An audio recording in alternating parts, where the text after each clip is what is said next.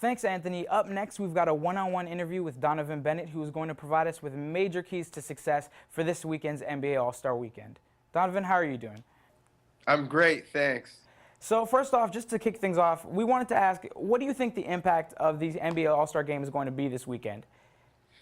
Wow, I think we're going to see, feel, hear the impact for years to come. You don't really get it until you've seen it up close, but it's really a celebration of the sport. And you have media, fans, players here from all across the world. It's a quick story down by the ACC. Every parking lot in the vicinity is full of production trucks and trailers. That just goes to show how many media outlets are covering the game live, so much so that they had to run wires over the Gardner just to be able to power those trucks.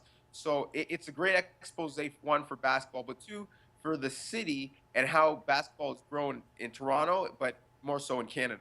And just touching on that impact, you mentioned that it's affecting a lot of players, and a lot of NBA scouts are going to be in town to see some of the student athletes and top high school prospects. What do you think the impact is going to be for those kids? Yeah, well, we had the Jordan Brand Invitational last night. Lots of big names in the building paying attention to it. And so just giving them that exposure, seeing them against high competition, from both sides of the border. You have two of the best American programs and two of the best Canadian programs in Father Henry Carr and the Athlete Institute. So giving those guys a spotlight, national TV game, lots of people in attendance. You have the name Jordan, the GOAT, both on your chest, but also the tournament is named after him.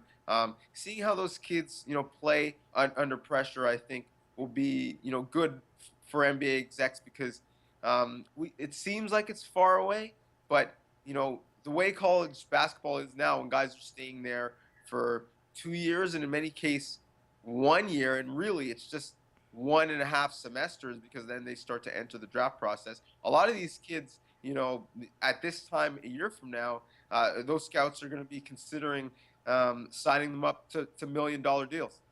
For sure. And just to touch again on that impact, you mentioned, these athletes and these kids who are being developed into programs. Do you think that there's any chance down the line that with the success of this NBA All-Star Weekend that the NBA could decide to expand once again in Canada and bring a new team to another city in the country?